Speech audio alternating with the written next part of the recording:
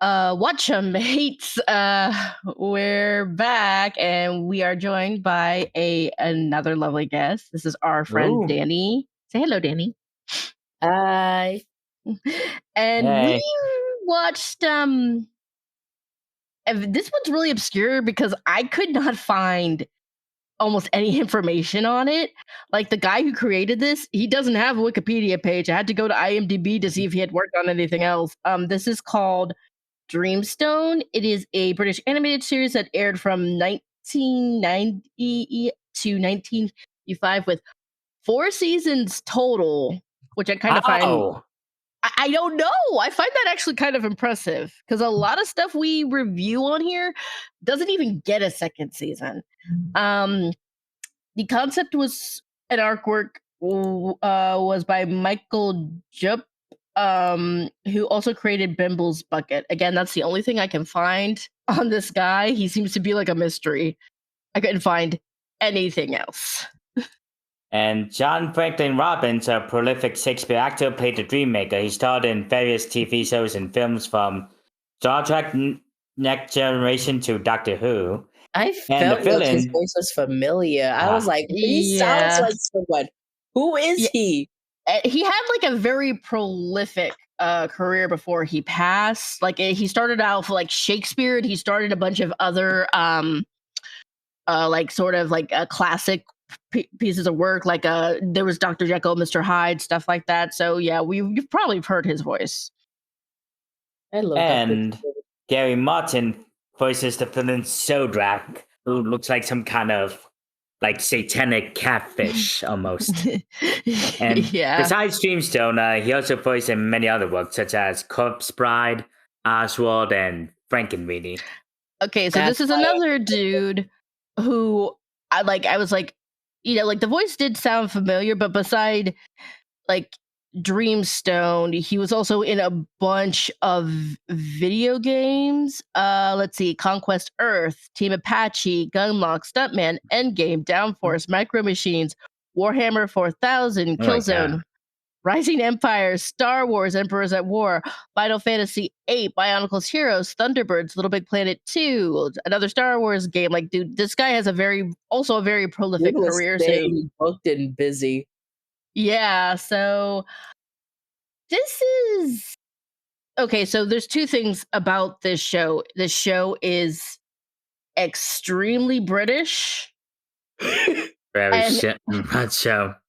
very like 80s slash 90s core, because like even though this was like this aired in the 90s, I do feel like there's some 80s inspired stuff going on. Because see, when I saw this villain, I immediately said that looks like a Skeksis from Dark Crystal.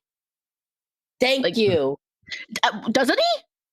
He looks Jedi like knows- Yeah, it's very 50s. It was like 80s. I could see Jim Henson having sketched him or something. I don't know. Yeah, I saw this. I'm like, I'm getting that they probably were very inspired by like 80s high fantasy and stuff, which is not necessarily a bad thing. The only issue I think is because we watched the first 2 episodes because we unfortunately didn't have Yeah. time to watch more. Um, And even then, I think I get the gist of it. I get the gist of it, but I think the first 2 episodes were very, very busy.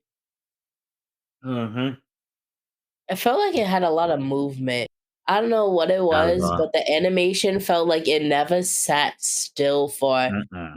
more than a second. It was like something was constantly moving, either appendage or something. Yeah. And then I wrote it to you in the chat, but it was like it reminds me of this one Care Bear special. I don't know how to like connect it to that. So we're gonna try to explain the plot, and the reason I say we're trying is just because even though like we got like the basic gist, again, the first 2 episodes are rather busy. So Yeah, they throw a lot at you. I'm not sure like where we should. Okay, so we're in this. Did they say like what the name of the planet is? They Let's did. see. They mentioned it like a couple times, but like We're gonna- honestly, what stuck out to me was the border between nightmares and dreams, like Yeah, the what's land of called dreams, the like land of nightmares. yeah, or like limbo. And I was like, dang, that's one way to name something. Yeah, so this is I'm gonna so I think this was probably gonna like be for like maybe a teenage audience because it while it's not like bloody, it is kind of dark. And I'm like, I cannot see this like being for like little kids. Um Yeah, which is ironic because the animation is so jumpy and cartoony.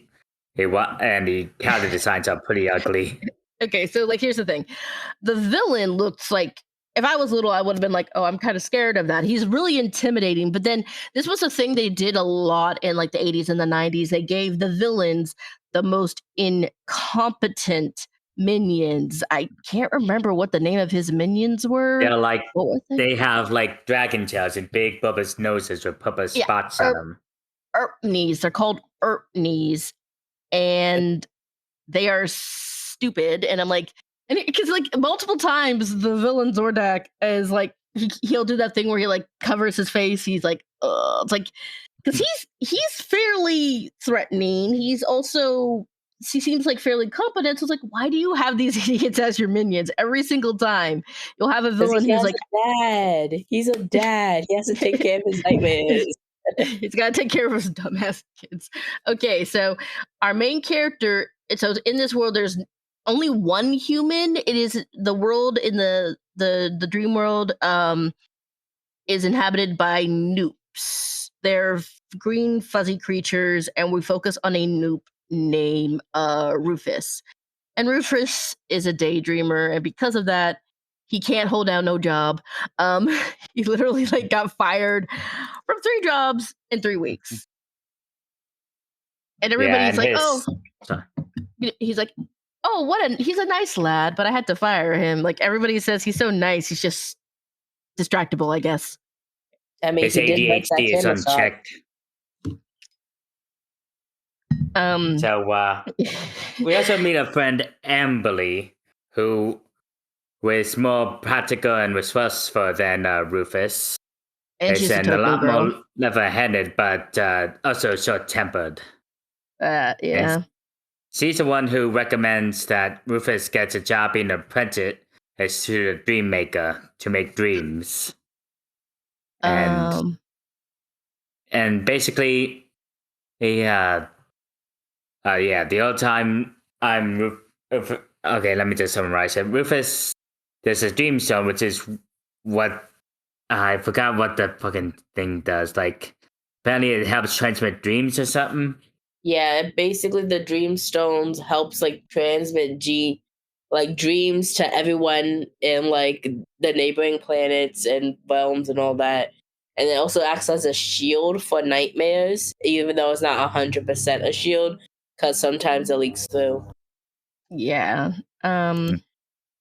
Also, And that's when those gross, dumb things come into the Dreamstone and Assembly encourages Rufus to stop them. She gets tired of waiting up for him, so she decides just try to stop him herself and just stows away on the ship, which is a giant hopping chicken. What?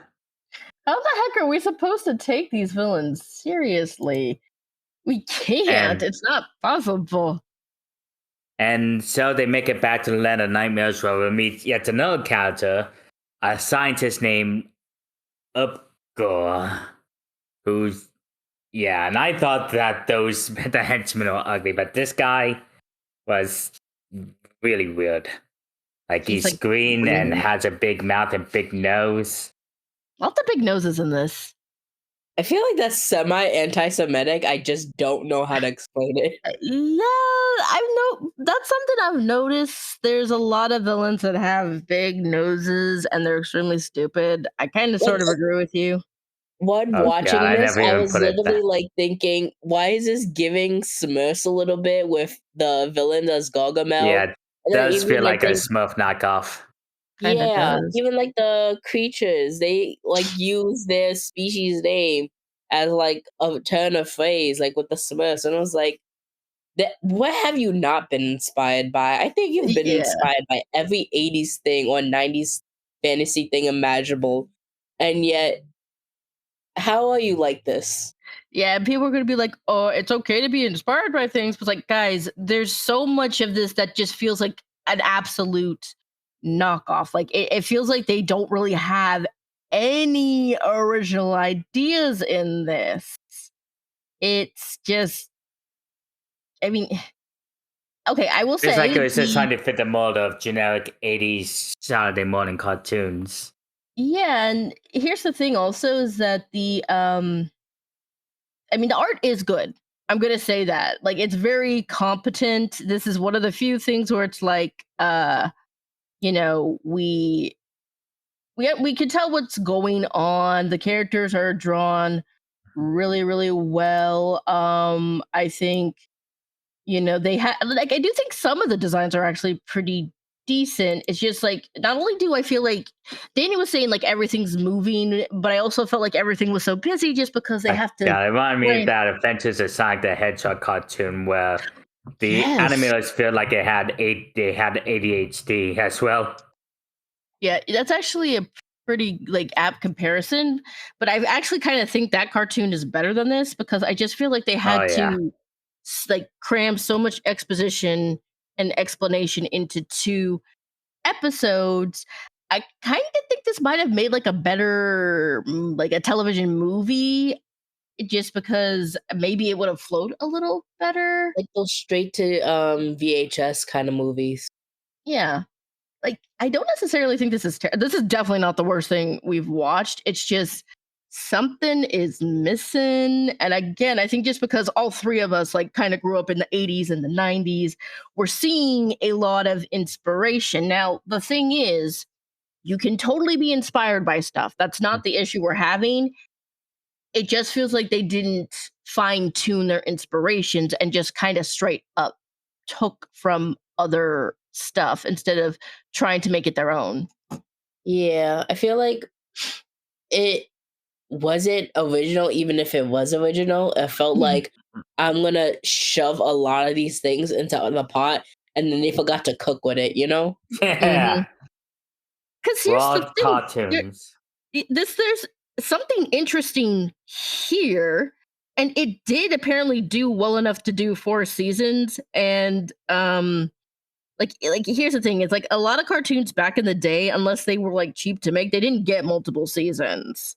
Mhm. Um, it was kind of like unless it did really really well, like say maybe like He-Man or the Batman animated series, a lot of these didn't get multiple seasons. For it to get like 4 seasons, it must have been popular over in England. I think Yeah, there like is what? some like how to say heart to it. There's like the inklings of heart you get in the 2 episodes, and I'm wondering since we didn't get to see like the fully of it, it gets more heart as it get like once it comes into itself a little Yeah. bit.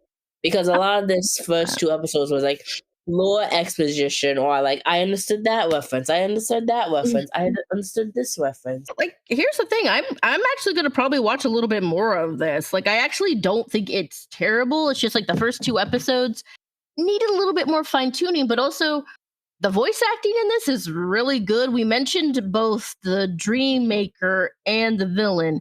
Those 2 guys are like, okay, when I say legit actors, I mean it's like they didn't just do like voice acting, they did a little bit of everything. The villain's voice actor, he starred in both film, animation, video games, and on stage. Like they got people who had some like actual acting chops, and I think they took it seriously. We've had this issue where actors like who have been on the stage and in film and movies, they don't treat voice acting seriously. Mhm. Mm. Oh, definitely. And at least it's better than the Stone Protectors. Oh God. Oh God, yeah. See, Yeah. with stone When protectors, sorry. you could tell. When Oh, go ahead. we were waiting for you, Danny was talking about how she was into the troll dolls, and that reminded me of when they tried to make a line of action figures to make the trend appeal to kids. No, to boys specifically. They wanted Oh, to. to boys, right? It was really bad, and it was like a knockoff of the Ninja Turtles, and Now, see, this. does, again feel extremely, like 80s inspired, but you see, at least like when it came like to Stone Protectors, not only did they like rip off everything, they just failed to make their like characters even remotely interesting. Hmm? But I feel like at least the characters in this, they are interesting. They do like Danny is saying, there's like a little bit of heart here. There are these characters called What's who like are protectors, and Mhm. we think one of them dies, Pildred, and Rufus is Yeah. very upset, and that sort of also spurs him on to uh, confront the villain. He's like, "I'll pay for this." He's like genuinely angry. So it's like, Rufus may be a bit of a derp, but he does care about his friends, and like, Pildred was trying to help him. So I think it's just, again, I think Danny is right. If we maybe watched a little bit more, but like there's so much of it, it's like we do not have the time to watch this entire show. But I think I am going to return to this. Um, so for like a rating, I'm trying to think I just would give this because. like a 2.5 out of 5, honestly, because Really? it's like it has its good moments. I think it's just a very bad first 2 episodes. Not very Yeah, bad, but like a could have been better 2 episodes. let's see, like, I'll oh, give it a 2. I mean, I only seen 2 episodes, but yeah, I still got the gist of it, and there's see, still a lot of problems with it that I couldn't ignore. I'm like, see, we're recording with John for the Spooky Bones round, and we were talking about like some of the worst things we have watched for our podcast. And I think because I was like thinking back to some of the like absolute dog shit stuff we've watched, I think I'm going to be a little bit nicer to this because while this has its issues, it feels so much more competent than some of the other stuff we have watched. There's an actual True. plot. Like that's, I think, one of the reasons I might be being a little bit nicer to it, because we've watched some stuff that's just very meandering and doesn't actually have a real story. And I think I just appreciate the fact that this one does. I know that sounds so simple, but see, I was thinking about how we had to do a review of Cool World twice, and the episode got messed up, and I'm like, I do not want to talk about Cool World again. I will talk about anything else but Cool World. I'm not God, was it recording it that again. bad? Yes. Never again. But like again, I think just like I think, these first 2 episodes needed a little bit more time, but I have a feeling probably the other episodes will be better. And again, the animation is very good. It's actually extremely pretty. So yeah, like, I mean, again, I think if maybe we had watched more, we would have liked it better. But for now, we only have watched 2 episodes. So for news, I'm gonna go first since this is sort of some sad news. Wait, And before then you get to that, yes, when he was like showing the dream making process, did anyone think of that one Rainbow Factory song? Because like as he was Rainbow going through the Factory. movements, I was like Rainbow Factory, like multiple Oh, times. you mean Like that? You mean that this is one Tony. song based off that infamous MLP fanfic? yes, Oh like no! it Oh was my just god. like, and then also the guy, like the villain being like semi like Medusa, and then tears of like I'm That's guessing love in this. I think these are cute details. I like what you said, Rudy. I might continue after this because I just want to know what is going on. Yeah, like again, there's something here. I got sort of more like like a Willy Wonka vibe. That's it. I'm like, this is giving me like when he, shows the kids like how he makes the everlasting gobstopper, kind of. Mm. Oh, did you find out who makes these songs? Because like I'm low key wondering what Like like the these songs weren't I don't like know. great, but they were like, ooh, I could go with Actually, this. see, okay. This is another thing we forgot to mention. There's some songs in this. However, I have no idea who wrote them. Like I said, I looked at the Wikipedia. I searched on Google and Ecosa. I could not find anything. This show is like pretty obscure. Dang, like those songs were kind of cool. I'm not gonna lie, I was kind of jamming with it. Hmm. All right. So this has been in the news for a few days. Oh, we have lost another fantastic actor, Robert Redford, one of the biggest stars to ever grace the scene, who starred in Butch Cassidy and Sundance Kid, The Way We Were in The Sting, has died. He was 89. He died Tuesday at his home in the mountains of Utah, surrounded by those he loved. We don't know how he died yet. Um, he was And Barbara. Oh, go ahead. he was a founder of the Sundance Institute, and he used his celebrity status to help nurture indie movies and promote generations of young filmmakers. He was also very outspoken about the environment and social justice issues such as LGBT plus equality. Mm-hmm. And he was also a very frequent critic of Donald Trump. Thank God. May that man rest in peace. Yeah. A lot of people have come forward to say, he was like a really great guy. Barbara Streisand, who starred alongside him in The Way We Were, said he was one of the finest actors ever. And like working with him, she said every day on the set was exciting, intense, and pure joy. Um, I like this quote. We were such opposites. He was from the world of horses. I was allergic to them, yet we kept trying to find out more about each other, just like the characters in the movie. Actor Robin Wright praised the actor. She also starred in him in The Conspirator. He was amazing. What an icon. His body, his work will live on forever. So like Robert Redford is one of those actors like who was just he was one of those actors who regardless of what he was in, he gave it his all. He's like, okay, I'm gonna star in this adaptation of The Great Gatsby. I'm gonna give it everything I got. He was like just a true like actor's actor. He's gonna be extremely missed. I think he was married. Let me see. Was he married?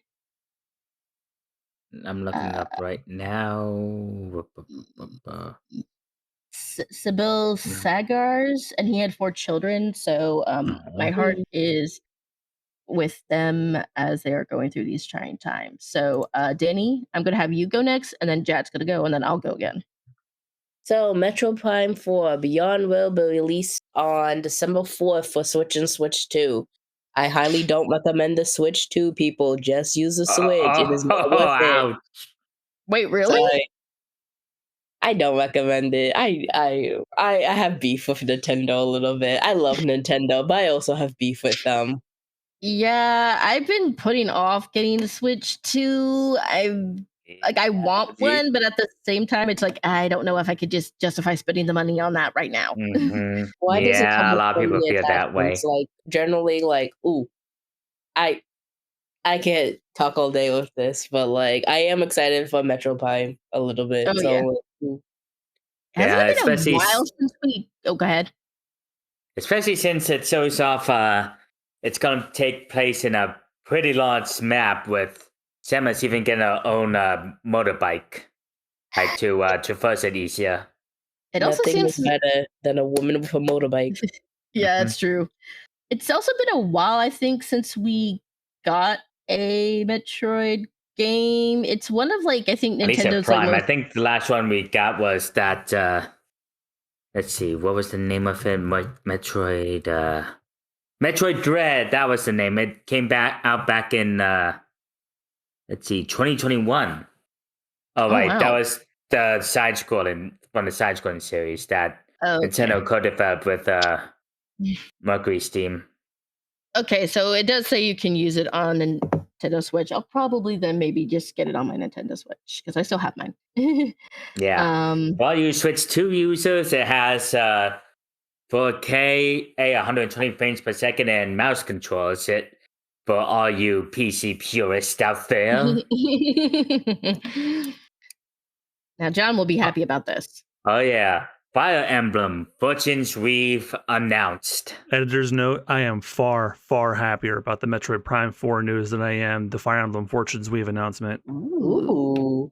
So, Fire Emblem series, it's Nintendo series of turn-based strategy games. For years, it was only Japan exclusive because of the high difficulty. Like, it even had permadeath. If a character dies in combat, that's it.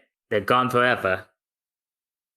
But interest began to rise in Fire Emblem over in the States when Marth and Roy from the series both became playable characters in Smash Bros. Melee. And it led Nintendo to start releasing the games overseas and even start tweaking the difficulty to make it more accessible, like the option to remove permanent death, and as well as having a more. I mean, I haven't played it myself personally, but I heard amazing things about Three Houses from John. And Yeah, I like turn-based remember. strategy games, so I'm going to give it a try. Yeah, I remember him playing one of the Fire Emblem games on Three his Houses for the stream. Switch. Yeah. My Oh, friend I'm Gideon was like showing me Three Houses, and I was obsessed. Like, I love that freak Dimitri so much. Which one's Dimitri? Blonde, blue-eyed bitch. I like Yeah, the bronze guy with the dark hair and the yellow golden outfit.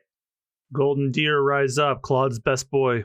They do also have like really great character designs as well as monster designs. I also think that kind of helps because like with a lot of these RPGs, since you are in the games for extremely long times, it does help to have, you know, the art be very stylized and detailed to give you something to look at.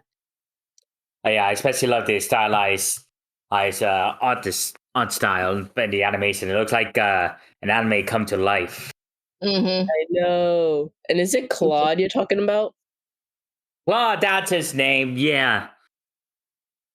The only Yeah, one I he's- didn't like was just the Imperialist, but I'm Puerto Rican. I'm allowed to not like her. Okay, so it looks like we're getting a new Pokemon game besides Pokemon ZA. It's called Pokemon Pokepia.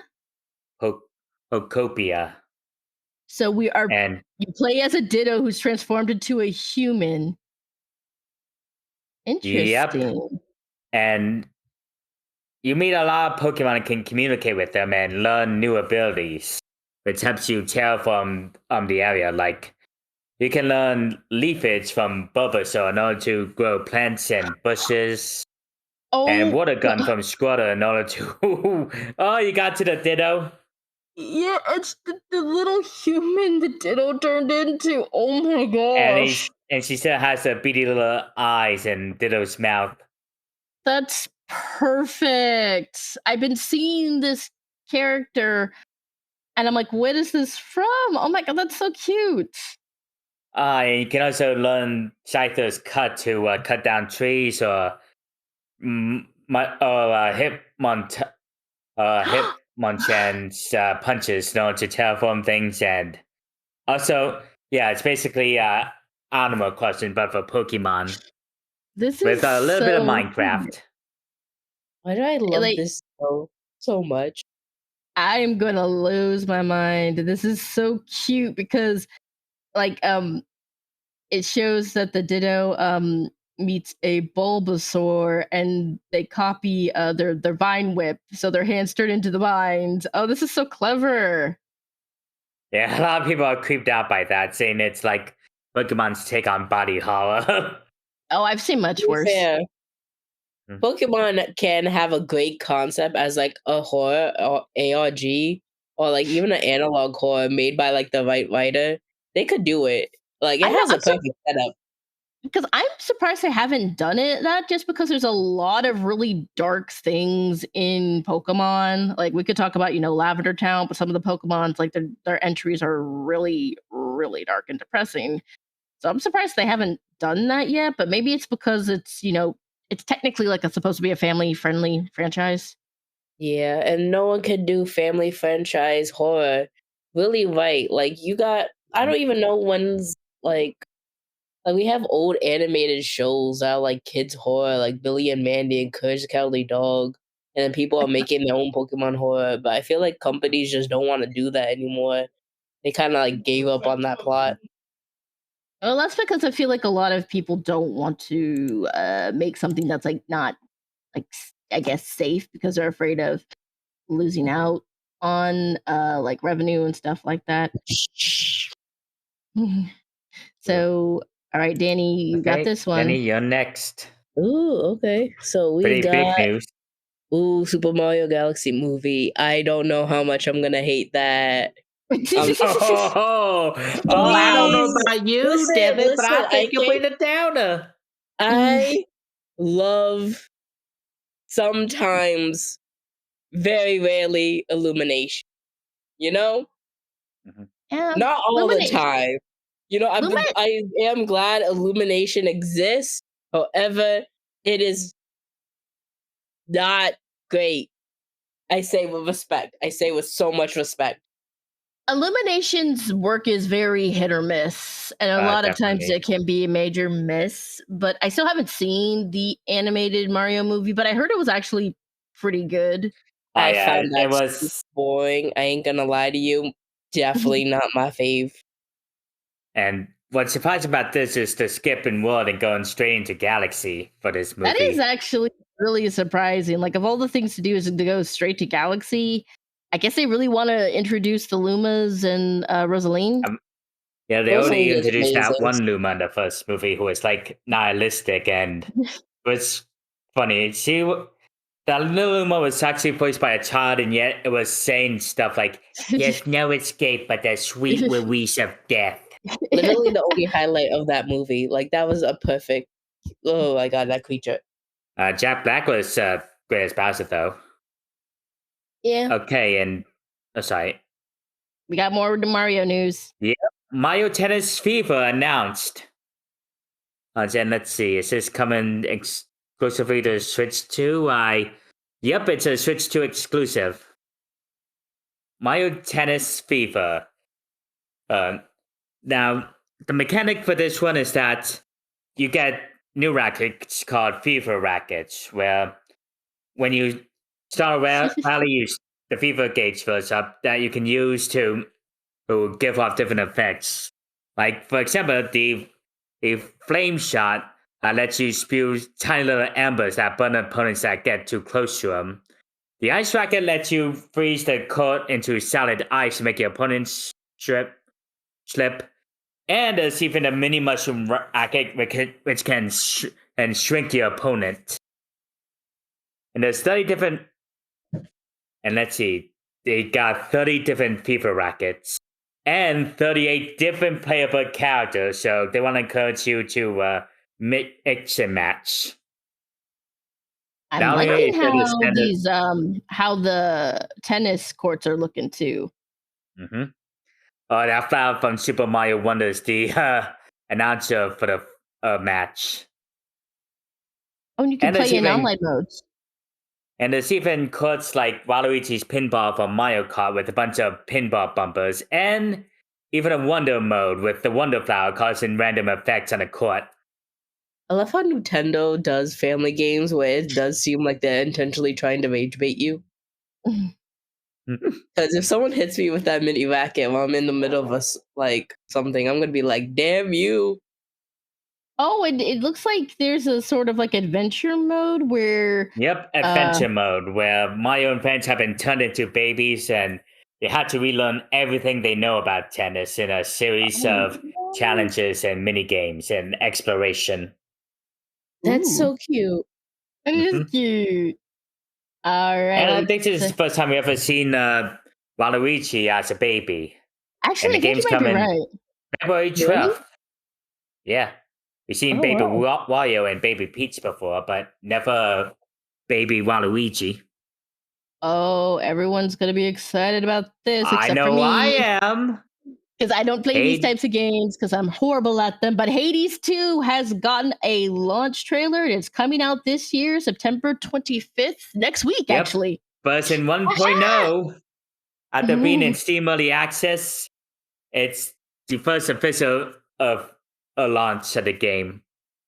Who do we play as I heard this amazing time? things about it when it was in Steam Early Access. Like, ever since the first Hades, Supergiant has always been transparent with game development, and Early Access just helps him with that. See, I think this game is really pretty, but I can't do Metroidvania games. I'm so crap it's not at Metroidvania, them. it's roguelike. Yeah, it's I like can't a dungeon do those crawler. Yeah. It is. I don't blame you. Like, Like, the first Hades was insanely hard. I died a lot of times before being the first time. See, like, And if I ever actually get this game, I'm not streaming it because I know I'm gonna get too pissed. And I also died a lot mean- of times when I tried to beat it 9 more times in order to unlock the full ending. Oh And- god. Because you don't have to beat it once. Don't just have to beat it once. You gotta beat it 10 times in order to get the true ending. Oh my god, that would drive me crazy. No. And I think it gets a little bit more tolerable when you grind to earn a lot of the unlockable abilities.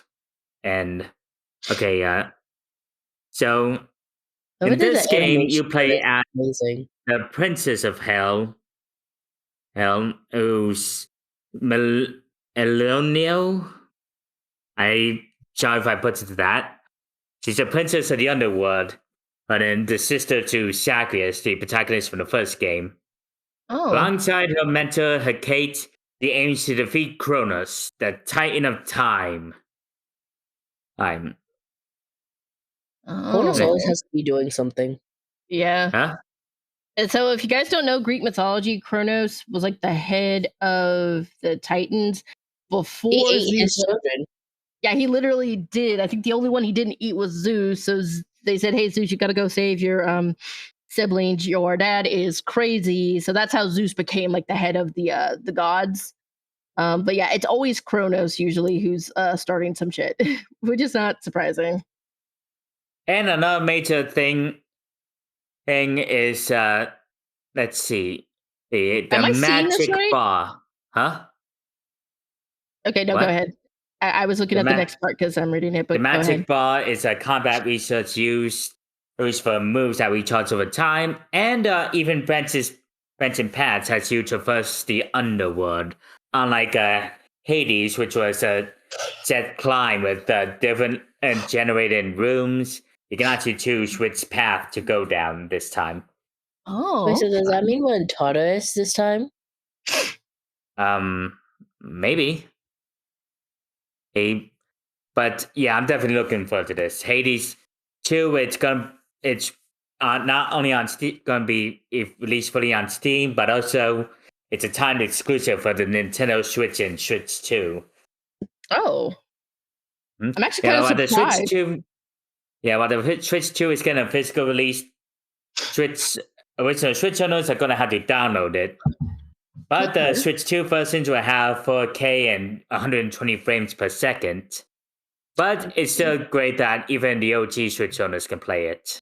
Yeah, I'm surprised just because that's such a big release that Nintendo would allow that. But I mean, I'm not complaining because I think people, if they don't want to get the Switch 2 just yet, they should still be able to play it.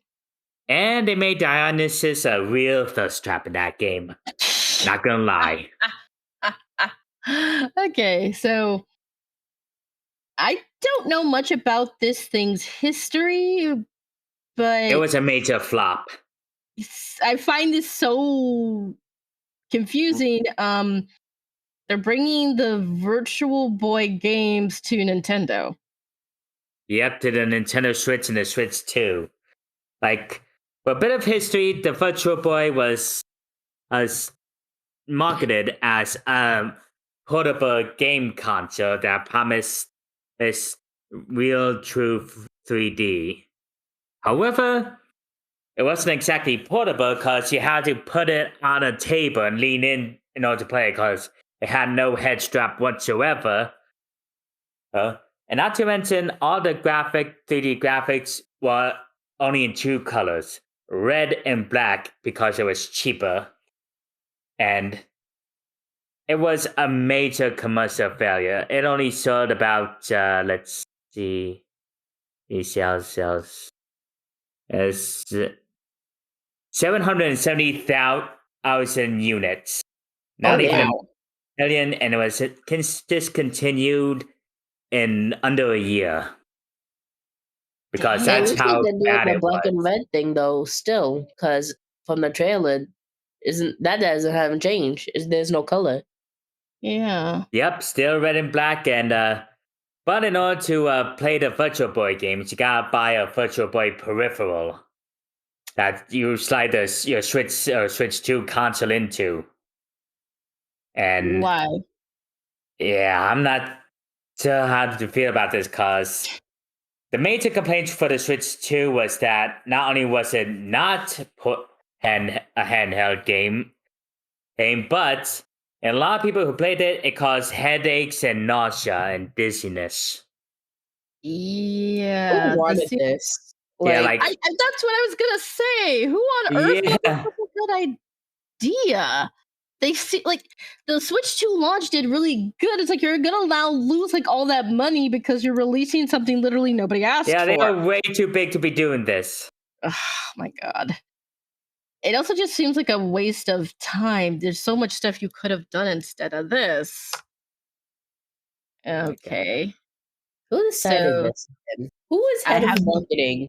I have no Nintendo. idea. They might need to get I guess it's fired. as good as mine. Well, here's good news for Nintendo at least. Donkey Kong Bonanza is gonna be available as DK Island No, it's Emerald Rush DLC. DLC. Well, Yep, it I'm came starting out. to hate DLCs a little bit. Just make the full thing. But you know what? I understand it. Yeah, like this is a DLC that adds DK Island, and already I recognize the music from Donkey Kong 64, the overworld, and it just lets you explore the entire island, and introduce a new mode called Emerald Rush, which is like a roguelike mode. Well, the whole goal is to collect as much emeralds as you can within the time limit to meet the quota in order to get to the next level or stage, I should say. And during the run, if you find fossils, you can choose a random perk to upgrade. Hey, like getting more emeralds from defeating emerald, adds new abilities to your bonanza forms. And if you find vanadium gems, you not only get more emeralds, but also a random perk or skill. Okay. But at the end of each run, your perks and skills will reset. And not only can you play this mode on DK Island, but in all the other previous stages of the game as well. Oh, Unlocking new outfits is for DK and Pauline, as well as statues that you can put anywhere. Ooh. okay. Okay. This does seem cool though. Mm-hmm. I know John really likes this game, so I know he's gonna be. Same here. It was so far it's my favorite game of the year. Now, here's an editor's note that's going to upset a lot of people. Donkey Kong Bonanza is my number 2. It does not have shit on Claire Obscure Expedition 33. Also, come to find out that DLC sucked, so I'm not spending $20 on it. Fuck that. Well, see, like this is the only kind of one of the reasons I want to get Switch 2, just because I really want to play this. I've heard nothing but good things about it, and I mean, who doesn't love Donkey Kong? It looks and like the art is so pretty. It's like a really good blend of realism and cartoony, and that people sometimes have a hard time with that. So I really do love how it looks. I also just love little Pauline. She looks so cute. She's definitely a little scrimblow. Okay, and so I just added this because I think we might have missed this during the Nintendo Direct. Oh yeah, Yoshi in a Mysterious Book announced. So again, new Yoshi game. It seems to be more chill and laid back than previous games. When was the last time Yoshi had a game? I think it was that Yoshi's Woolly World. Where It was a while. it's like, oh yeah, definitely quite some time. But this one's Go ahead. Huh? No, go ahead. Yeah, but this one's going for a more storybook painted art style. Like I do like that.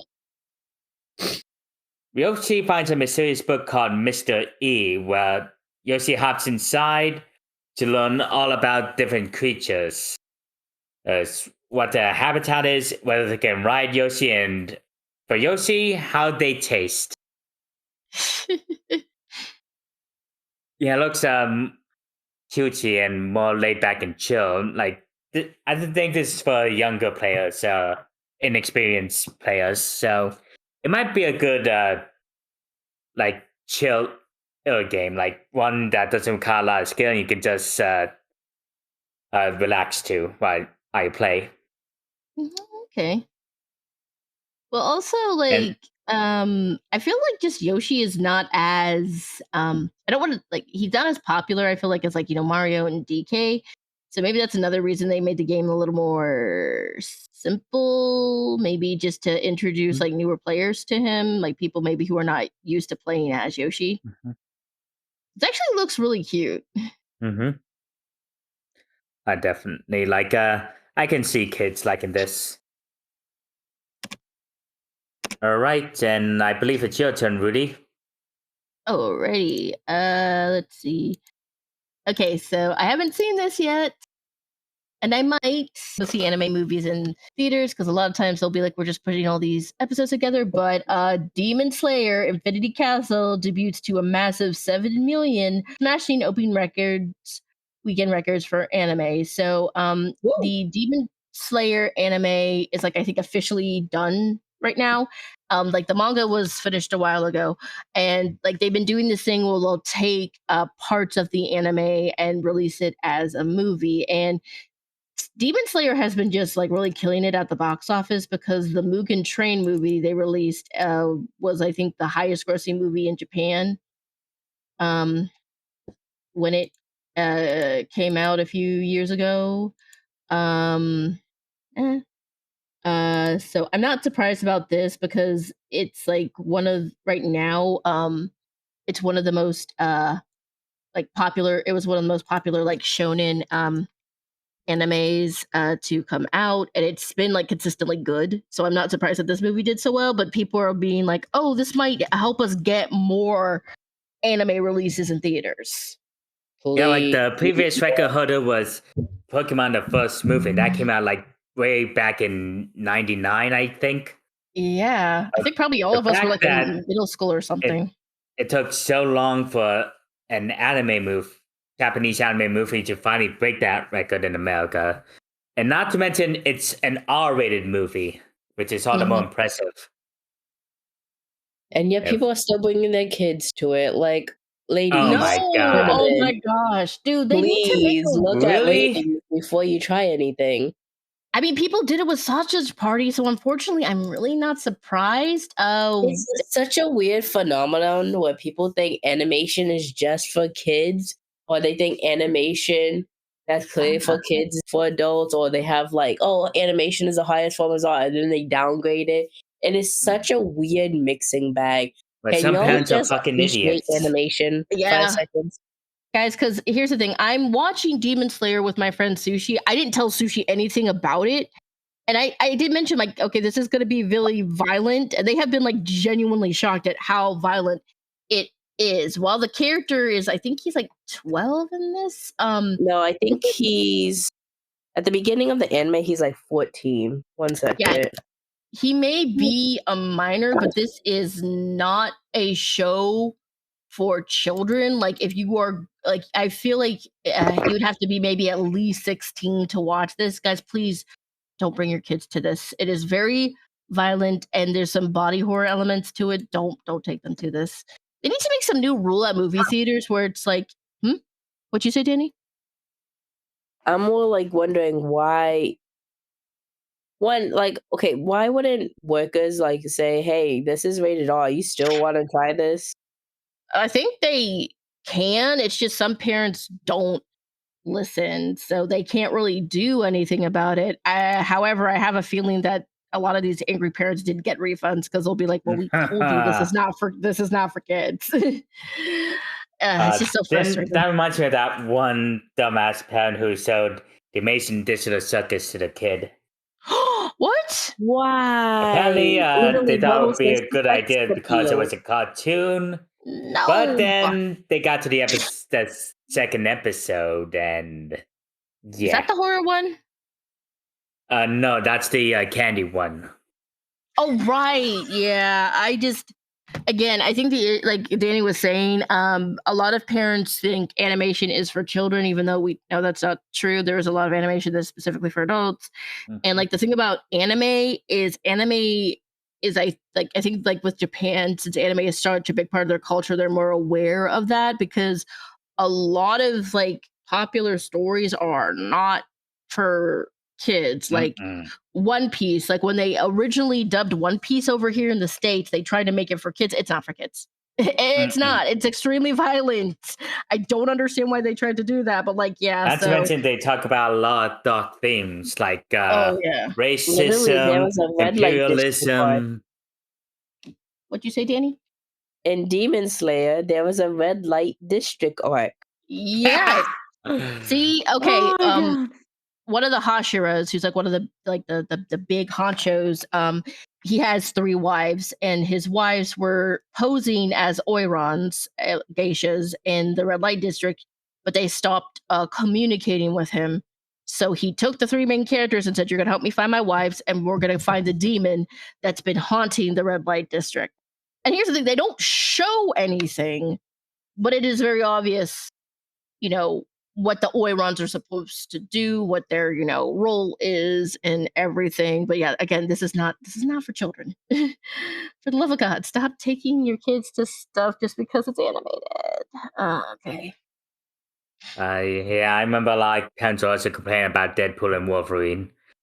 Wait, what? Yeah, like apparently parents were taking their kids to see Deadpool and Wolverine, and they were What? shocked by how violent and raunchy it was. Like they clearly know jack shit about Deadpool. Okay, so my mom was always really picky about what movies I could go see. She would do her research, and like as a kid, what annoyed me, but it's like, do parents just not look at the ratings? Did they just assume that since it's a superhero movie, it would be okay for their kids? I don't think parents care that much anymore. I'm gonna just say it. I don't think a lot of parents care anymore, and I honestly have not seen any proof on the difference. Yeah, I feel bad for some of these kids. They're growing up with parents who are idiots. Okay, Or so neglectful, like just straight up neglectful. Because like I don't think you need to see Tanjiro die. Mhm. Like and you don't need to see people cut off demons' heads. you don't need to see a lot of things, honestly. Like especially since we have K-pop Demon Hunters still in theaters, still right? Mhm. Like think that's I'm perfectly not 100% age sure. appropriate. Speaking of K-pop demon hunters, Danny, take it away. Oh, K-pop Demon Hunter soundtrack has its 5th week on the Billboard. Valid. I love K-pop Demon Hunters. Golden is definitely deserving of that top mark. So Jad still hasn't seen it. We're gonna be doing a watch party soon because, like, for all of us, it's like probably like it's in my top 3 of like top movies. So there was a little bit of a, I guess you could say, a hiccup. Somebody claimed that Soda Pop was you was created by AI, but thankfully that's been debunked. But yeah, the film has been doing crazy numbers. I think the last time we saw a animated movie musical do this well, it was, hang on, let me see, when was Encanto? Encanto, 2000, my beloved, and the last good 2001. Disney animated film. I stand by that. I mean, you're right. So Mhm. Encanto came out in 2021. So it's been like 4 years since we've gotten a really good animated musical. But also, like, the thing about K-pop Demon Hunters is, I know people is like, why do you keep bringing this up? But this is a totally original movie. And the thing about animation, like like current modern animation, they've been releasing a lot of sequels, and I don't want people to think like, oh, you hate sequels. It's like, no, it's just the problem is that that's kind of all we're getting. Mhm. Why are we getting And another Toy Story film? oh god, All right, Toy Story 5. I And it's am not like Pixar doesn't have good ideas. You know, Elio is actually a pretty good, decent Pixar movie. They could have promoted it and let the guy keep the genderqueer stuff in it to make it even more Yeah, greater. But they you know, actually spent more money just to straight wash it. I don't And how do you understand straight why. wash this movie? But yeah, But here's the Pixar. thing: if you watch the movie, it still kind of has like that queer undertone. So what was even the point? It's just, Exactly. yeah, like, I Why? know, like, oh my god, yeah. So Hollywood's on fire. So yeah, so yeah, like, The thing Go ahead. about also like K-pop Demon Hunters is we have a movie featuring like 3 female characters, and the central arc doesn't like really focus on like a romance. There is like hints of one, but that's like not the main theme. And I think that's another reason why it's been so refreshing. Yeah, see, in the article it says this marks the first soundtrack to top the Billboard 200 since Disney Encanto, which ruled for 9 consecutive weeks in 2022. Wow. Yeah, this is only K-pop Demon Hunters 5th week, but when I was like working at a daycare, the like kindergarten age girls, they were obsessed. Oh my with this god, the soundtrack. kids. I have never been more happy for an animated movie for kids until now. Cause like I'm hearing it everywhere. Even early this morning outside my apartment. Oh, You okay, sorry Danny? about that. Yeah. Outside my apartment, a whole bunch of kids early in the morning was singing I'm done. Like they was singing Golden. I was like, oh Aw. God, Trey. This little boy who was like telling them to stop, but no, they kept going. I'm like, good on you. Like, See, and my niece also, Olivia, oh my gosh, she loves it, you know? she's got a good taste. And I went to a convention recently, and not only were there a ton of little girls dressed up as like Rumi, Mira, and Zoe, but there were little boys who were dressed up as the Saja boy. So it's like this has a universal appeal. And again, I'm just really happy that this original animated movie, is doing so well, because maybe this will be like a signal to other like big companies and be like, hey guys, why don't you take a risk on some original ideas? right? Like this was a perfect, like this was amazing. Generally, this was an excellent movie, excellent songs. I feel like had that mass appeal that, you know, adults could watch with their kids and kids could really love. Like even my niece, she loves it. And I'm like, I'm happy she gets to have these films like that, you know? Oh yeah. Not to Yes. mention, shout out to Sungwoo Cho, who voice acted for Yes. Abby in Oh my K-pop Demon gosh. Hunters. I'm gonna shout out that man because he's my favorite voice actor. So He like, is yes, so ah, crazy talented. But see, the thing is some people didn't know it was him. And I mentioned like, yeah, it's the guy from Senchi from Delicious and Dungeon. Like, that's him?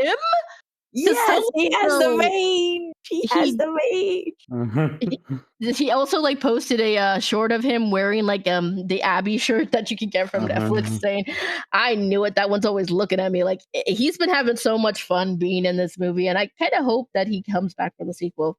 Fingers crossed. But And guess what? He's going to be in the new Dana Terrence show too. So I'm like happy to Oh hear that. yeah, right. that's gonna fit. I'm looking for that. Oh Thank yeah. you, Dana Terrence, for giving us good horror animation. Okay, so next up, I was not aware of this. I didn't know they were making an Anaconda reboot. Oh wait, it's my turn. Oh. Yes. Yep. First trailer for an Anaconda reboot starring Paul Rudd and Jack Black. No Yeah. way. Dude, they're Yes, playing the song Anaconda in the trailer. Oh God. Oh no. Yeah, like first Anaconda was a low budget creature feature Columbia Pictures released back in '97, and a few years later just spawned a bunch of direct to video sequels.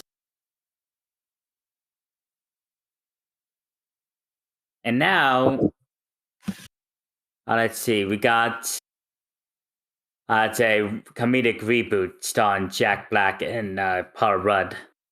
What is with Paul Rudd and being in like horror comedies as of late? He was in Death of a Unicorn too. So it looks they want to remake it, and they're going But to they try have a to small find budget. it.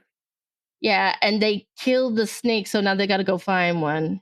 So is that where the horror elements are coming from? Oh my gosh, that's a big one.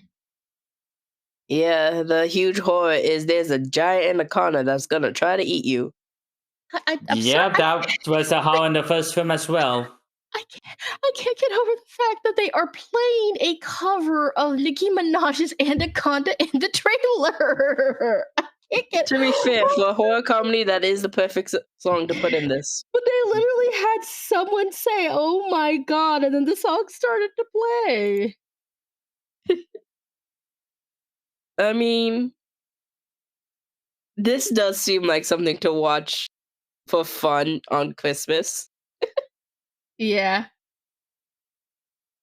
Actually, are we getting a new Sonic movie this year?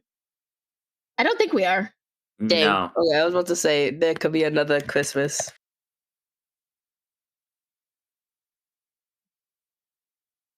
The Yeah, Why don't I have that song stuck in my head? This is terrible. Okay. So let's see here. And who's got the final one? I think Guys? it's me. Oh. It's me, I think. Take it away, Rooty. Okay. So, okay, I heard we talked about this, I think. This is a horror movie in which the main character is a dog. Oh A yeah, good dog, boy. yeah, has to protect his home from monsters. That's one very good boy. Yeah, I think that I actually really want to see this. I'm gonna be crying throughout this. I'm not gonna lie. Although I am gonna watch it with my dog Titan, cause like that's what we do. This is actually a really smart idea. I'm kind of surprised nobody's done this before. Because the thing about like animals, I think we had talked about this, is that in real life, animals sense things that humans don't. That's why we have dogs who sniff bombs, dogs who are therapy animals, like for people who have seizures. I had mentioned that at Dragon Con there is a what is her name? I think her name is Lucy, and she has Susan. She has a little cult because she is a certified like medical dog. She has been able to help other like people at the con, being like, "Hey, this person is about to have a seizure" or something like that. So again, it's like making a horror movie in which the dog is the one who's the hero is actually a really, really good idea. I'm actually really looking forward to that. Oh yeah, like I heard it's got a lot of good buzz from film festivals, and people are saying it's gonna be the most heartbreaking movie of the year. Yeah, I think it's like it seems like something's happening to the dog's human.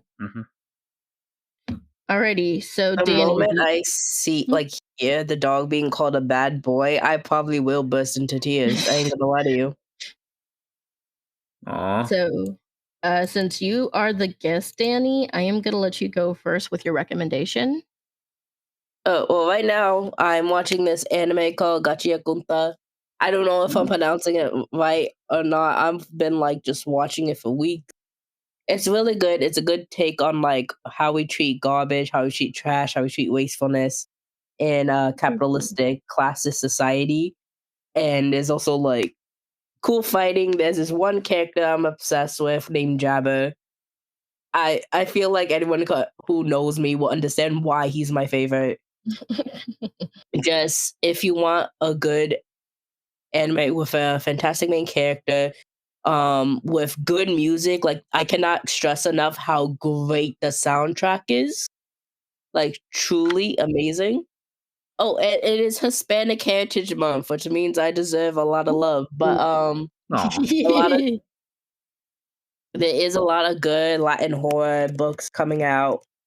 One of my favorite writers has published a book called The Daughter of Dr. Moreau, based off the movie and book series. I love that book. I'm gonna also recommend that because it is fantastic. The Island of Dr. Moreau is called? Daughter. Yeah, Daughter. So it's the book is called, how do I say this? Not a reboot, but a remaking of the story where he has a daughter, and it takes it goes to her perspective of dealing with her crazy ass dad and weird family she has. To her, she kind of thinks it's normal because that's how she's raised, but then this human comes in and like things start to change, and I think this is I can't remember when it takes place, but I think there was like a war going on. Can't remember. It's been a while since I read it. I need to read it again. Um yeah, like there's some like themes of feminism and like escaping colonialism. It takes place in like the 70s. It's really good. I listened to the audiobook, and the narrator did a fantastic job. So yeah, I will also like uh support this recommendation. And Yeah. there's a whole bunch of Oh. other books. Like one of them that's on my TBR right now is called Flawless Girls by Anna Marie McLemore.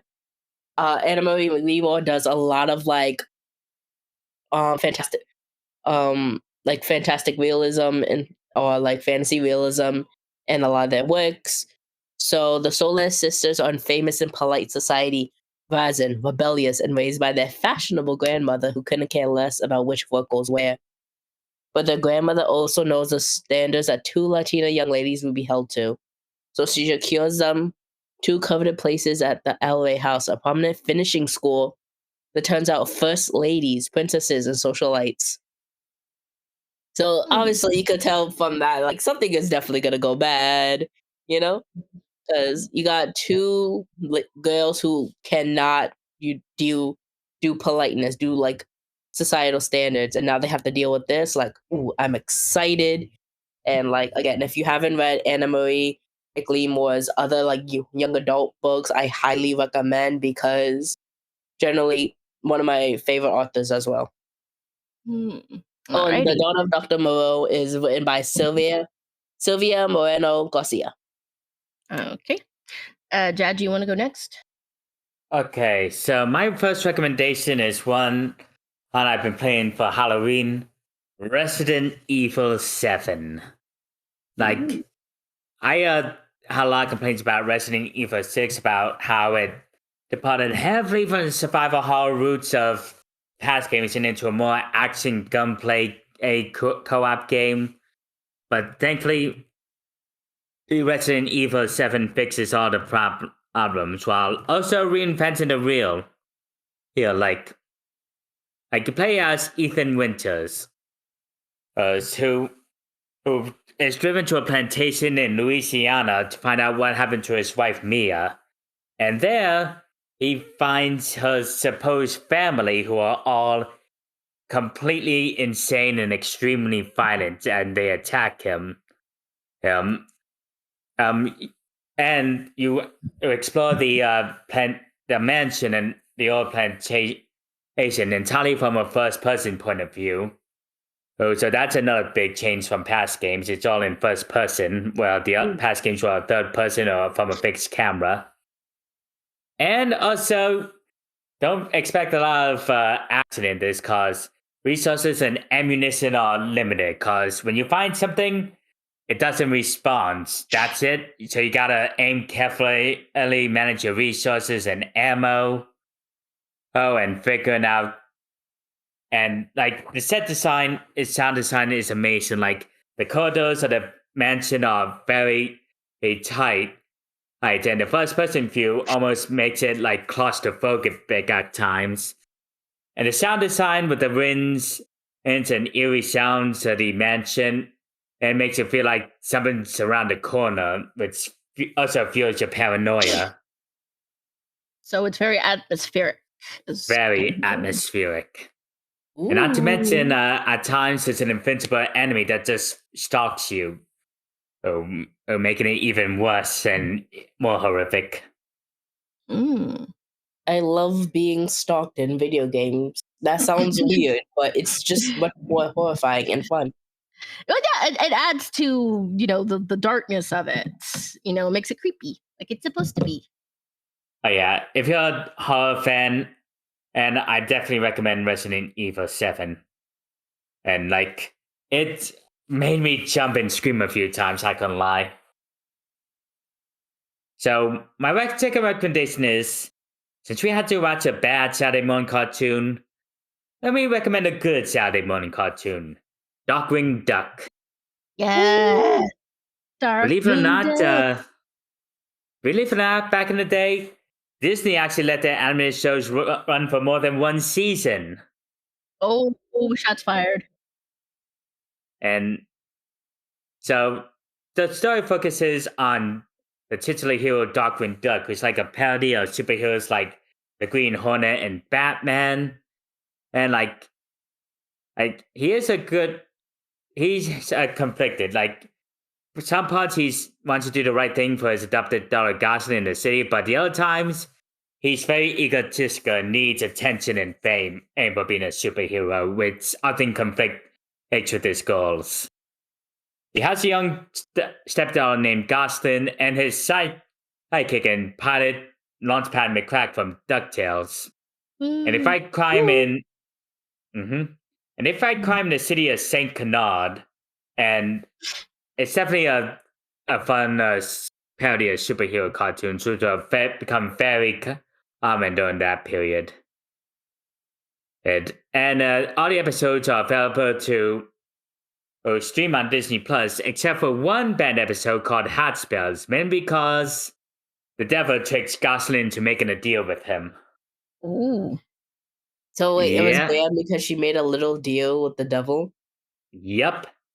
How was it banned? That's like the thing you're not supposed to do.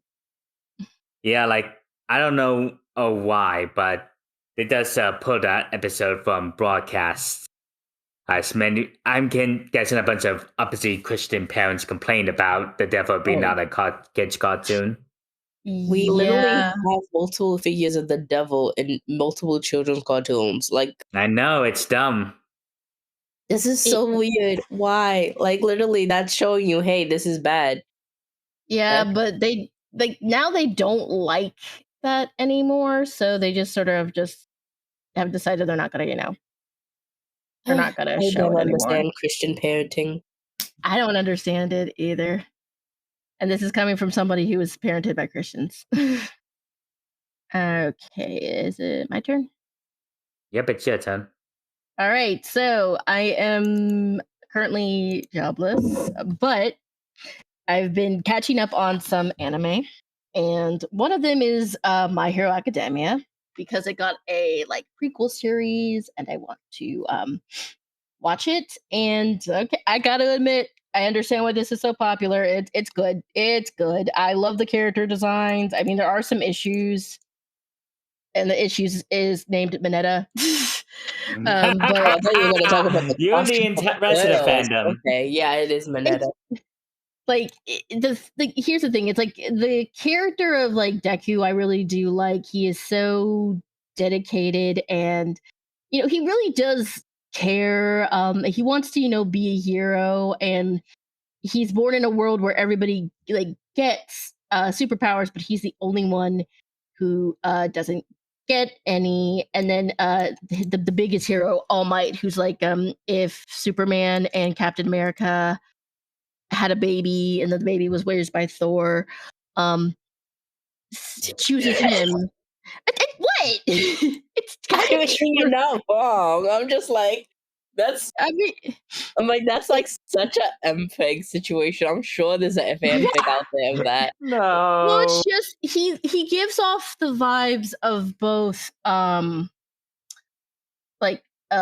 Captain America and Superman, and it is also very inspired. His designs are also pretty obviously inspired by those characters. I think what this show manages to do is make this world of superheroes its own. And I kind of really appreciate that, because the thing about superhero stuff is, since the two biggest superhero companies are DC and Marvel, people sometimes worried about oh, I'm not going to have anything original to show. But in this world, it's not just, oh, you are a human who is super strong. No, some of these people are kind of mutated due to living in a world where powers can change your body and stuff. Again, really the only issue I have is Mineta, because God, worst character. But other than that, I love characters. That's one of my main questions. You can't just make a misogynist. That's even better. The issue I have with Mineta, besides being a disgusting vile pervert, he's a coward, and his power is stupid. So he has these balls that detach from his body, and Sorry. that's it. They don't like spit acid, they don't explode.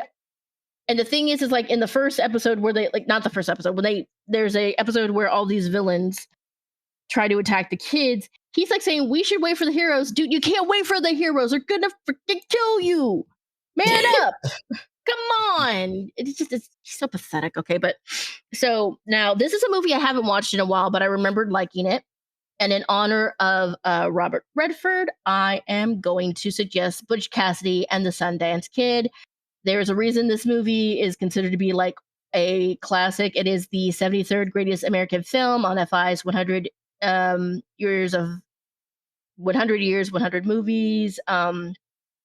They're also like, so for those of you who don't know, Butch Cassidy and his partner Harry Longball, aka the Sundance Kid, were actually real people. This was sort of like I think filmed during like the Western boom, but this is one of the good Western booms. Like they managed to give these characters a lot of depth instead of them just being these evil bastards, and you end up cheering for them. You're rooting for them, even though they are bandits and they are, outlaws.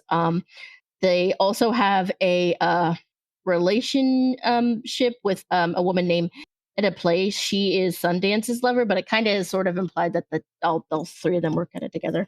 It's just, if you want a really good example of like just fantastic movie making, Butch Cassidy and the Sundance Kid, it's considered to be probably one of Robert Redford's best films, if probably not the best. The chemistry he has with Paul Newman, you can't fake that. It's just, again, like it's one of those films where it's like, it reminds you that, oh, film is art. So I highly recommend it. You can probably find it on various streaming services. I'm just going to, give you guys a heads up. The ending's kind of sad, but it's still a really good movie, and I highly recommend it. I'm probably going to rewatch it because I have not watched it in a while.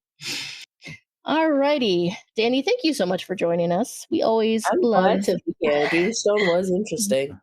Yeah. So next week we're actually reviewing something with puppets.